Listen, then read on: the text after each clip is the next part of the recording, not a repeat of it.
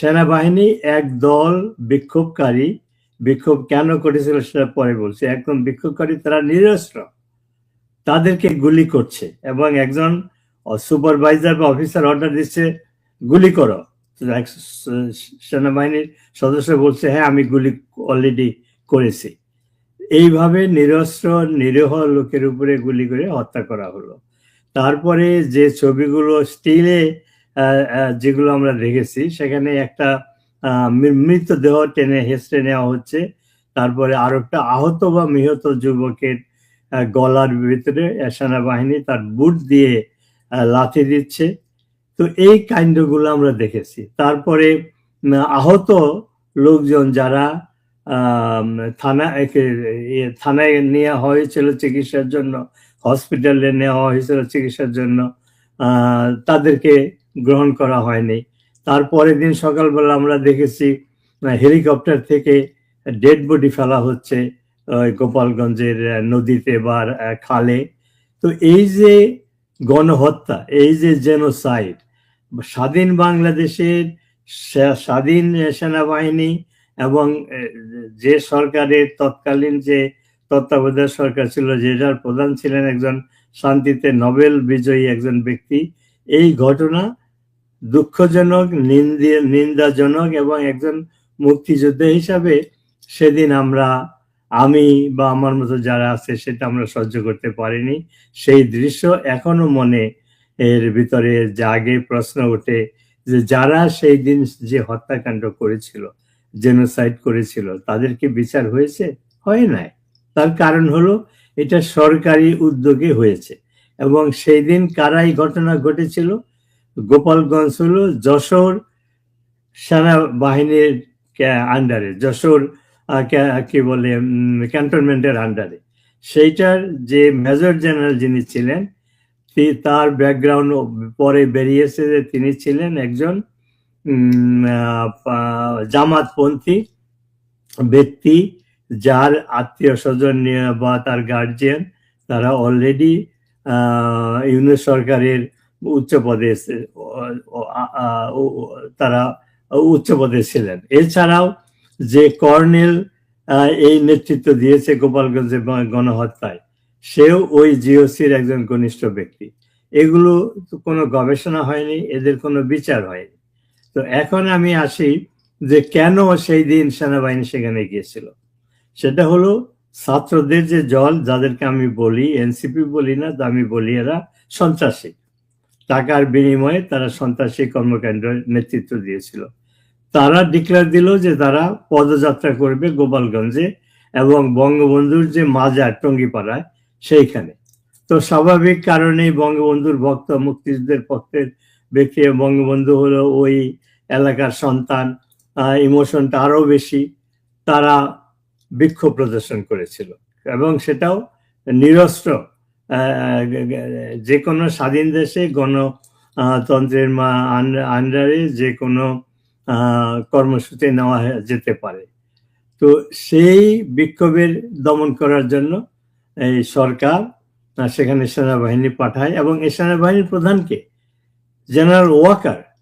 তো এই যে গোপালগঞ্জ, এই কথাটা আমি বলে নেই, গোপালগঞ্জে যে গণহত্যা হলো এটার জন্য দায়ী সেনাপ্রধান ওয়াকার, এবং যশোর ক্যান্টনমেন্টের জিওসি, এবং ওই দিন গোপালগঞ্জে যে ফিল্ড কমান্ডার ছিল এবং যারা অংশগ্রহণ করেছে।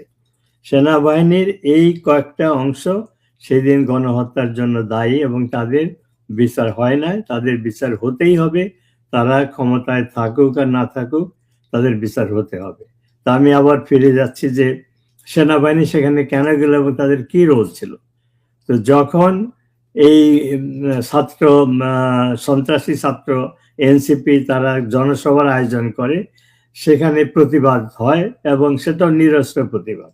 তাদেরকে লাঠিপেটা করা হয়, তাদেরকে আক্রমণ করা হয়, তাদের উপরে গুলি বর্ষণ করা হয়। তারপরে যখন জনতা এই সমস্ত গণহত্যা 5 জনকে ওই 16ই জুলাই গোপালগঞ্জে সেনাবাহিনী হত্যা করে এবং বহু লোকে লাঠিচার্জ করে, কারফিউ দিয়ে রাতের বেলায় বাড়ি বাড়ি গিয়ে মেয়েদের অত্যাচার করে, আওয়ামী লীগপন্থী বা যুবলীগ ছাত্রলীগের লোকজনকে অ্যারেস্ট করে, মাস অ্যারেস্ট, কোনো অভিযোগ ছাড়াই। তো এই সমস্ত যখন চলছিল তো জনগণ খেপে গিয়েছে এবং তারা ওই ছাত্রদেরকে বা ওই সভাস্থল যেখানে তারা প্রতিবাদ সভা, তাদের পক্ষ থেকে যে জনসভা করার কথা ছিল সেখানে তারা বিক্ষোভ করে, সাধারণ জনগণ তাদের সেই বিক্ষুব্ধ সাধারণ জনগণের হাত থেকে রক্ষা করার জন্য সেনাবাহিনী ট্যাঙ্কের ভিতরে এই সমস্ত সন্ত্রাসীদেরকে ঢুকিয়ে সেখান থেকে তারা রক্ষা করে। তো যে সেনাবাহিনী 2024-এর জুলাই অগাস্টে একটা বৈধ সরকারকে রক্ষা করার জন্য তারা মাঠে নামে নাই, তারা বরং সরকার বলে দিয়েছিল সরকারকে যে তারা জনগণের বিরুদ্ধে যাবে না। তো কোন আর্গুমেন্টে, কোন যুক্তিতে এই সেনাবাহিনী 16 জুলাই সেখানে সাধারণ নিরস্ত্র জনগণ এর উপরে গুলি করেছিল? এটার জবাব দিতে হবে সেনাবাহিনীকে। এই সেনাবাহিনীর যে অংশে দায়ী, যারা দায়ী তাদেরকে এটার জবাব দিতে হবে। তো আমি এই জায়গায় একটু যদি আপনাকে একটু প্রশ্ন করি, এখন সেনাবাহিনী তো জবাব এখনো দেয়নি, ভবিষ্যতে হয়তো দিতে হতে পারে বা হবে, কিন্তু এই যে আগের যেই সরকারের সময়, ডক্টর ইউনূসের সরকারের সময় তার আশীর্বাদ পুষ্ট, তার পৃষ্ঠপোষকতায় গঠিত এনসিপির নেতাদের জন্য আহ সেনাবাহিনীকে ব্যবহার করা হলো এবং সেনাবাহিনী গুলি করে 5 জনকে, সেনাবাহিনী পুলিশের গুলিতে 5টা প্রাণ ঝরে গেল। তো সরকার তো পরিবর্তন হলো, এখন তো আরেকটা সরকার, একটা ভোটের মাধ্যমে, যেভাবেই প্রশ্নবিদ্ধ হোক, কিন্তু একটা ভোটের মাধ্যমে একটি নতুন সরকার গঠন করা হলো। তারা কি এই 1 বছরেও ওই ঘটনার কোনো বিচারের প্রক্রিয়া করলো কিনা, যদি না করে সেটি করা উচিত কিনা, বা কেন করলো না, এটার বিশ্লেষণ কি আছে? এই ব্যাপারে এই বর্তমান সরকার, আমি আপনার সাথে বিভিন্ন জায়গায় আগেও বলেছি, এই সরকার হলো এক্সটেনশন অফ প্রিভিয়াস গভর্নমেন্ট, অর্থাৎ ইউনূস সরকারের এক্সটেনশন হিসাবেই এই সরকারের যাত্রা শুরু। কিন্তু কয়েকদিন পরে আমরা দেখতে পেলাম এই সরকার, তারেক জিয়া সরকার বা বিএনপি সরকার শুধু ইউনূস সরকারের এক্সটেনশন না, তার চেয়েও এক পা এগিয়ে সে ইউনূস সরকার যে অপরাধগুলো করেছিল, human rights violation, gagging of media, সাংবাদিক, রাজনৈতিক ব্যক্তিদের উপরে অত্যাচার, চাঁদাবাজি, দুর্নীতি, এগুলো ইউনূস সরকারের চাইতেও বর্তমানে এই তারেক জিয়া সরকার আরো বেশি কায়দায় বা বেশি ইন্টেন্সিটিতে এই কাজগুলো তারা করছে। তো কাজেই এই সরকারের কাছ থেকে ইউনূস সরকারের সময় যারা অপরাধ করেছে তাদের বিচার হবে না, কারণ তারা একইভাবে তার চেয়ে বেশি অপরাধ করছে। এবং বিএনপির প্রাক্তন লিডার, বর্তমানে ইন্ডিপেন্ডেন্ট সদস্য, তিনি বলেছেন, মহিলা সদস্য রুমানা, কি নাম যেন, যাই হোক, তিনি বলেছেন রুমিন ফারহানা, ব্যারিস্টার রুমিন ফারহানা, তিনি বলেছেন বিএনপি এবং ইউনূস সরকার এবং জামাত এরা সবই একই মায়ের বিভিন্ন সন্তান। অর্থাৎ এই তারেক জিয়া সরকারের মাধ্যমে ওই সরকারের বিচারের তো প্রশ্নই ওঠে না। তার কারণ হলো তারেক জিয়া সরকার একই নীতিতে বিশ্বাসী এবং তারা আরো বেশি অপরাধ করছে। তো কাজেই এইটার বিচার আমরা এই সরকারের কাছ থেকে আশা করতে পারিনি। তারপরে এই সরকার, যদিও বলা হচ্ছে যে নির্বাচিত সরকাররা, আমি বলি যে এরা অবৈধ নির্বাচনের মাধ্যমে অবৈধ সরকার, আর ইউনূস ছিল নির্বাচনবিহীন অবৈধ সরকার। কাজে এদের ভিতরে কোনো পার্থক্য নাই। অবৈধ কেন বলছি, অবৈধ নির্বাচন, তার কারণ হলো যে কোনো দেশে গণতন্ত্র প্রতিষ্ঠা করতে হলে, গণতন্ত্র প্রক্রিয়ায় যদি সরকার গঠিত হয়, সেখানে সব দলের নির্বাচনে অংশগ্রহণ করতে দিতে হবে। বাংলাদেশে ইউনূস সরকার এসে আওয়ামী লীগের কার্যক্রম নিষিদ্ধ করে, এই সরকার এসে পার্লামেন্টে আইন পাশ করে আওয়ামী লীগকে নিষিদ্ধ করে। আওয়ামী লীগ কি সংগঠন? আওয়ামী লীগ হলো বঙ্গবন্ধুর দল, রাজনৈতিক দল, যে দলের নেতৃত্বে বঙ্গবন্ধু বাংলাদেশে মুক্তি সংগ্রামে অংশগ্রহণ করেছে, নেতৃত্ব দিয়েছে মুক্তিযুদ্ধে। আওয়ামী লীগ বা নেতৃত্ব দিয়ে দেশ স্বাধীন করেছে। এবং এই দেশ, এই আওয়ামী লীগের নেতা বঙ্গবন্ধুকে হত্যা করা হয়েছিল এবং আর্মিরাই করেছিল।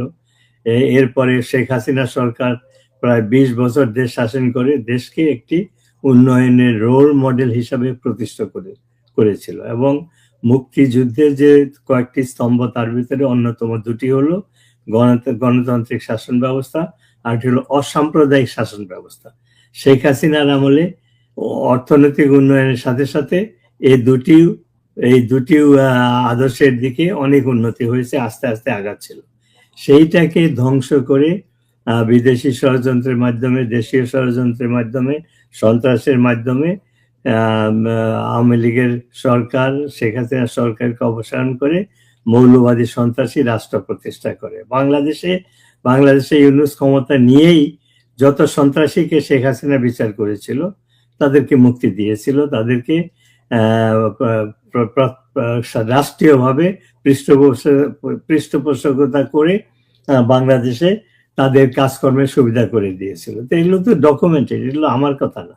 তো কাজেই সেই ইউনূস সরকার এবং সেই তারই উত্তরসূরি বিএনপি সরকারের কাছ থেকে মুক্তিযুদ্ধের আদর্শ বা ন্যায় বিচার বা গণতান্ত্রিক বিচার, মাইনরিটিদের অধিকার, বিশেষ করে মহিলা, বাংলাদেশের জনগণের মেজরিটি সংখ্যা হলো মহিলা, সেই মহিলাদের সুরক্ষা শেখ হাসিনার আমলে ছিল।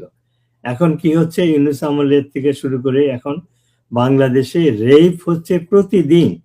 এবং সেই রেপ শুধু সুন্দরী মহিলা বা যুবতীর উপরে নয়, সেই শিশুর থেকে শুরু করে সর্ববয়স্ক মহিলাকে প্রতিদিন রেপ করা হচ্ছে। এবং সেটা রাস্তাঘাটে বা রাতের বেলায় না, দিনের বেলায় এমনকি মহিলাদের বাড়িতে ঢুকে তাদেরকে রেপ করা হচ্ছে। তো এই যে মহিলাদের যে তারা যে ভিকটিম হচ্ছে এই সন্ত্রাসে, এর তো বিচার হতে হবে। এবং এই মহিলারা বাংলাদেশে এই সরকারকে চায় না, কারণ তারা মেজরিটি। এছাড়াও তো রাজনৈতিক কর্মী, বুদ্ধিজীবী, সাংবাদিক, এদের নির্যাতন হচ্ছে, লক্ষ লক্ষ মানুষ এখন জেলখানায় রয়েছে। তো বাংলাদেশটাকে একটা নরকে পরিণত করা হয়েছে। আজকে এই 16ই জুলাই আর একদিকে এই যে এনসিপি তারা এবং সরকারের প্রশ্রয়ে সরকারও এক ধরনের জুলাই শহীদ দিবস তারা উদযাপন করছে। অন্যদিকে গোপালগঞ্জে গত বছর যখন এই জুলাই দিবসে ঘিরে যখন 5টি প্রাণ গেল, গোপালগঞ্জে আজকে আওয়ামী লীগ বা আওয়ামী লীগ সহযোগী সংগঠনের নেতা কর্মীরা বিক্ষোভ মিছিল, সারা দেশে মিছিল করেছে। স্বল্প পরিসরে ঢাকায় কয়েকজনকে গ্রেপ্তার করা হয়েছে, কিন্তু গোপালগঞ্জে আজকেও প্রায় যুদ্ধের মতো একটা পরিস্থিতি তৈরি করা হয়েছিল। সেনাবাহিনী নামেনি, কিন্তু বিপুল সংখ্যক বিজিবি, র্যাব, পুলিশ মোতায়েন করা হয়েছিল, সাদা পোশাকে পুলিশ, যাতে আওয়ামী লীগ, ছাত্রলীগ, যুবলীগ এরা কেউ না নামতে পারে, বিক্ষোভ না করতে পারে। দিনটি স্মরণ করতে শোক মিছিল করবে তারা, আর সেই শোক মিছিলও তাদেরকে করতে দেওয়া হয়নি ঠিক মতো। তো এইটা কেন করলো সরকার? এইটা তো করতে দিতে পারতো। সরকারের যে আপনি গত 5 মাসের যে অ্যাক্টিভিটি যদি দেখেন, তাদের নীতি যদি দেখেন, এর বাইরেও যদি এই তারেক জিয়া যখন তার মা যখন প্রধানমন্ত্রী, তখন সে হাওয়া ভবন প্রতিষ্ঠা করে সরকারকে নিয়ন্ত্রণ করত। 21শে গ্রেনেড হামলার কথা আমরা ভুলে যাই নাই। তো এই তাদের যে ট্র্যাক রেকর্ড, এগুলো যদি আমরা দেখি, তাহলে এই সরকারের কাছ থেকে আমরা কোনো ন্যায় বিচার, সুশাসন বা মুক্তিযুদ্ধের পক্ষের কোনো ঘটনা আমরা আশা করতে পারি না। এরা যা করছে এটাই তাদের করার কথা। আমরা জেনে শুনে বিষ পান করেছি বলা যেতে পারে। আমরা বলতে আমি বোঝাচ্ছি যারা তারেক জিয়াকে ক্ষমতায় বসিয়েছে, সেই বিদেশি শক্তি দেশের যে অংশগুলো এখনো তাদেরকে সমর্থন করে, যদিও তাদের সংখ্যা লঘিষ্ঠ, তারা সংখ্যাগরিষ্ঠ নয়। সংখ্যাগরিষ্ঠ লোক এখনো বাংলাদেশের মানুষ। গোপালগঞ্জে যে ঘটনা ঘটছে, সুযোগ পেলে সারা বাংলাদেশের লোক এই মুক্তিযুদ্ধ বিরোধী, এই কি বলে সন্ত্রাসী সরকারের বিরুদ্ধে প্রতিবাদ করবে। কিন্তু যেহেতু তাদের হাতে ক্ষমতা, সেনাবাহিনী ওয়াকার ডে 1 থেকে সে বলতেছে এই ইউনূস সরকারকে সে ক্ষমতায় বসিয়েছে। এবং তখন যে বিরোধী দল যারা ছিল, আওয়ামী লীগ বিরোধী, সবাইকে ডেকে সে সরকার গঠন করেছে এবং বলেছে এই সরকারকে আমি সমর্থন করব। সেটা সে করে গিয়েছিল এবং হি কেপ্ট হিজ প্রমিস, যদিও এটা ছিল দেশ বিরোধী। এবং এই যে তারেক জিয়া সরকার যে আসলো 5 মাস হয়ে গেছে, এই সরকারকে ইউনূস সমর্থন করছে। তা না হলে বিজেপির দায়িত্বটা কি? বিজেপির দায়িত্ব হলো মানে ওই বর্ডার সিকিউরিটি ফোর্স, তাদের দায়িত্ব হলো বর্ডারে রক্ষা করা। গোপালগঞ্জ তার কোনো আভ্যন্তরীণ কোনো বর্ডার সেখানে নাই। তাকে করা হয়েছে মানুষকে দমন করার জন্য, শান্তিপূর্ণ প্রতিবাদকে এবং শোক সভা, সেই স্মরণে যারা শহীদ হয়েছিল, যারা অত্যাচারের শিকার হয়েছিল, তাদেরকে স্মরণ করার জন্য। সেটা নাগরিক অধিকার, যে কোনো নাগরিকের প্রতিবাদ করার অধিকার। সেটাকে কেন বিজেপি, পুলিশ, আর্মি দিয়ে বন্ধ করা হবে? তার মানে এই সরকার গণতন্ত্রে বিশ্বাস করে না। আর তারপরে তো আমরা কয়েকদিন আগে টিআইবি রিপোর্ট দেখলাম যে এই সরকারের প্রথম 100 দিনে 600-র বেশি খুন হয়েছে, ধর্ষণ আরো বেশি হয়েছে। তো এই ট্র্যাক রেকর্ড, আমার তা আপনার রেটরিকের তো দরকার নাই। ট্র্যাক রেকর্ডে এভিডেন্স গুলা রয়েছে, মিডিয়াতে এই এভিডেন্স গুলা পাচ্ছি। আর যে সমস্ত অপরাধের ভিডিও পাচ্ছি, এগুলো তো সহ্য করা যায় না।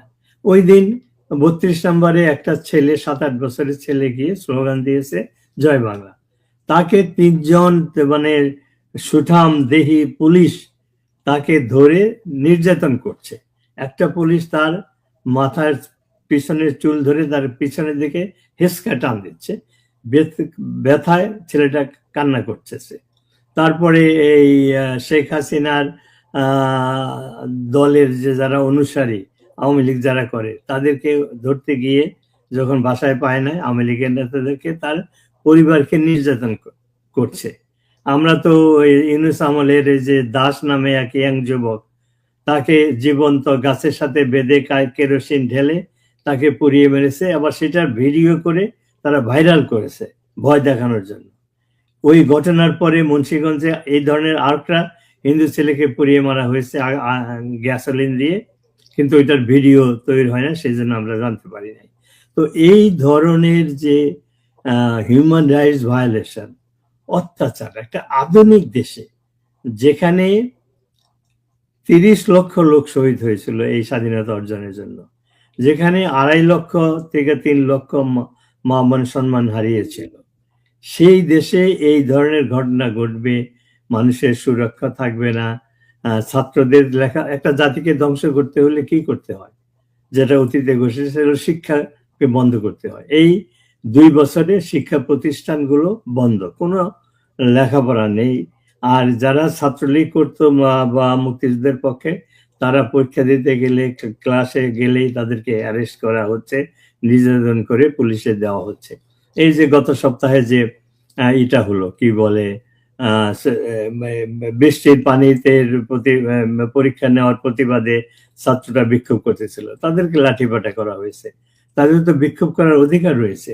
সেই একজন বিক্ষুব্ধ, সেই বিক্ষোভে অংশগ্রহণকারী এক কলেজের ইন্টারমিডিয়েট পরে একটা ইয়াং লেডি, একটা কলেজের ছাত্রী, সে বলতেছিল যে আমরা 2024-এর জুলাই আগস্টে প্রতারণার শিকার হয়ে সেটাকে সমর্থন করে ভুল করেছিলাম।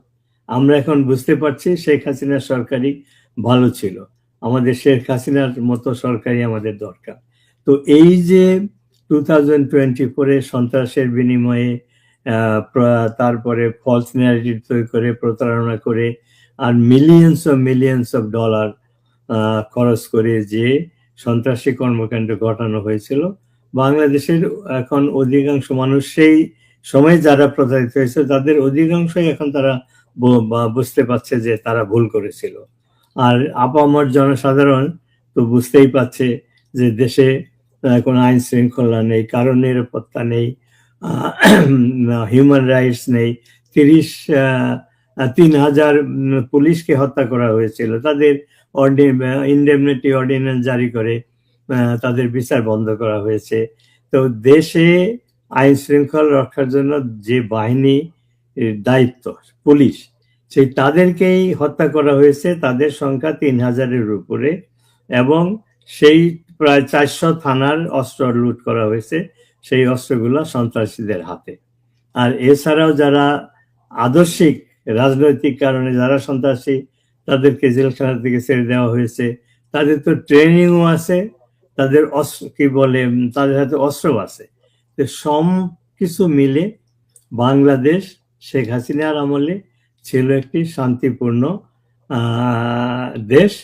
সেইটাকে ইউনূস সরকার ক্ষমতায় এসে এবং তার উত্তরসূরি তারেক জিয়া এসে এটাকে একটা অকার্যকর ফেইল স্টেট হিসাবে প্রতিষ্ঠিত করেছে, জি, যেখানে অনেক ধন্যবাদ। শৃঙ্খলা নেই, হিউম্যান রাইটস নেই। দেশটাকে এক কথায় বলা যেতে পারে যারা এখন দেশ শাসন করছে, ইউনূস থেকে শুরু করে বর্তমান, এদেরকে ফ্যাসিস্ট বললেই এদেরকে ডিফাইন করা হবে। এবং মাঝে মধ্যে আমার মনে হয় fascist is not a enough word. তাদের এই মানবতা বিরোধী, দেশ বিরোধী, দেশদ্রোহী যে কাজকর্ম তারা করছে, কাজেই কিন্তু এই জিনিসগুলো কি মানুষ সামনে ভুলে যাবে? এই যে গত 2 বছরে যা হলো, কিংবা গোপালগঞ্জের এই যে সেনাবাহিনী যেভাবে নিপীড়ন করে 5 জনকে হত্যা করলো, এবং এর পরে আগে পরে যা হচ্ছে এখন, আপনি যতগুলো নিপীড়নের বর্ণনা দিলেন, যে পরিস্থিতি বর্ণনা, এগুলো কি মানুষ ভুলে যাবে যে বাংলাদেশে এরকমটা হয়েছে? সামনে কি এটা ভুলে যাবে? ভুলবে না। এটার আনসার ভেরি ক্লিয়ার আমার কাছে। মানুষ ভুলবে না, তার কারণ হলো আমরা এখন সোশ্যাল মিডিয়ার যুগে বাস করি।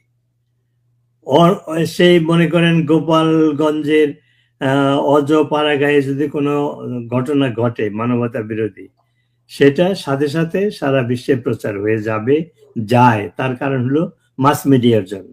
এই যে দাস নামে যে ইয়াং ছেলেটাকে আগুন দিয়ে পুড়িয়ে মারা হলো, দীপু দাস। হ্যাঁ, বিপু দাস, সেটা তো সারা বিশ্ববাসী জানে। এবং আমি যে ঘটনার কথা বললাম, সেগুলো ভিডিও ক্লিপ চারিদিকে প্রচারিত হচ্ছে, মানুষের হাতে আছে। আমাদের, আপনার আমার দায়িত্ব হবে এগুলো প্রচার করা। কিছু মানুষ এখনো তারা অন্ধবিশ্বাসে মনে করে যে ইউনূস একজন সেইন্ট। একটা বই প্রকাশ হয়েছে কয়েকদিন আগে, সেই বইয়ের টাইটেল হলো Yunus file unmasking a fake saint. পশ্চিমারা মনে করতো ইউনূস একজন দেবতা, একজন সেইন্ট, কিন্তু তার কর্মকাণ্ডে প্রমাণ হয়েছে সে একজন কি বলে মানবতা বিরোধী একজন ব্যক্তি, স্বার্থপর, সুদখোর, ঘুষখোর, যত ধরনের আপনি মানবতা বিরোধী অপরাধ সেগুলো সে সব করেছে, এবং এই সরকারও তাই করছে। কাজে ওই বইটাতে 500 পাতার বই, সেখানে ইউনূসের সমস্ত অপকর্মের বিবরণ রয়েছে উইথ রেফারেন্স। এই বইটা আমি গত মাসে যে শেষের দিকে যে বেলজিয়ামের ব্রাসেলসে ইউরোপিয়ান পার্লামেন্টে এক সেমিনারে অংশগ্রহণ করেছিলাম আমন্ত্রিত বক্তা হিসাবে। সেই সেমিনারের শেষে আমি সেই সেমিনারের যে স্পিকার, একজন ইউরোপিয়ান পার্লামেন্টের সদস্য, তার হাতে দিয়েছি, এবং ওই ছবিটা আমি মাস মিডিয়াতে দিয়েছি, ফেসবুকে দিয়েছি। সেটা 50,000 লোকে দেখেছে। তার মানে কি? মানেটা হলো যে বাংলাদেশের মানুষ এখন উপলব্ধি করছে ইউনূস একজন দরবেশ না, সে একজন অপরাধী, মানবতা বিরোধী অপরাধী, এবং তার যে অপকর্মগুলা আস্তে আস্তে বের হচ্ছে, এগুলো আমাদেরকে প্রচার করতে হবে। এবং এই তারেক জিয়া সরকারকে ভেবেছিল যে বিএনপি একটা গণতান্ত্রিক দল, কিন্তু আসলে এই বিএনপি গণতন্ত্রে বিশ্বাস করে না, তারা সন্ত্রাসে বিশ্বাস করে।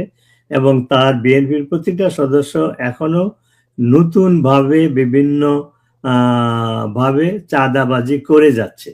এই সরকারের তো উচিত ছিল চাঁদাবাজি বন্ধ করা, এই সরকারের উচিত ছিল ইউনূসকে অপরাধী হিসাবে অ্যারেস্ট করা। এই সরকার কি দিয়েছে তাকে? কি বলে স্পেশাল সিকিউরিটি ফোর্স দিয়ে তার প্রোটেকশন দিয়েছে, এবং সে যেখানে যায় সেই আগের মতোই রাষ্ট্রপ্রধান হিসাবে, সরকার প্রধান হিসাবে প্রোটোকল পাচ্ছে। তার যারা উপদেষ্টা ছিল এরা সবাই অপরাধী, বহু টাকা পয়সা তারা পাচার করেছে। এই সরকারের উচিত ছিল, সে যদি সত্যিকারই বাংলাদেশে তাকে ক্ষমতায় বসানো হয়েছিল গণতন্ত্র প্রতিষ্ঠা করা, শান্তি প্রতিষ্ঠা করা, সেইটা যদি তার উদ্দেশ্য থাকতো করতো, তাহলে তার উচিত ছিল এই যে আওয়ামী লীগ বুদ্ধিজীবী সাংবাদিক বিনা বিচারে 2 বছরের বেশি জেলখানায় রয়েছে, 50-60 জন অলরেডি অবহেলায় তাদের মৃত্যুবরণ হয়েছে, এবং অনেক বয়স্ক আওয়ামী লীগ নেতা যেমন আমির হোসেন আমু, রাশেদ খান মেনন, মানবতা কর্মী শাহরিয়ার কবির, এদের মতো এরাও বয়স্ক, এদের নানান অসুখে বুঝতেছে, তাদেরকে জেলখানায় রাখা হয়েছে যে তারা আস্তে আস্তে যেন মৃত্যুবরণ করে। তো এই বিএনপির সরকারের তো দায়িত্ব ছিল এদেরকে মুক্তি দেওয়া অথবা এদেরকে বেল দেওয়া, সেটা করে নাই, বরং ইউনূস সরকারের আমলে যে অপরাধগুলো হয়েছে সেগুলো তারা বেশি মাত্রায় করে যাচ্ছে। জি।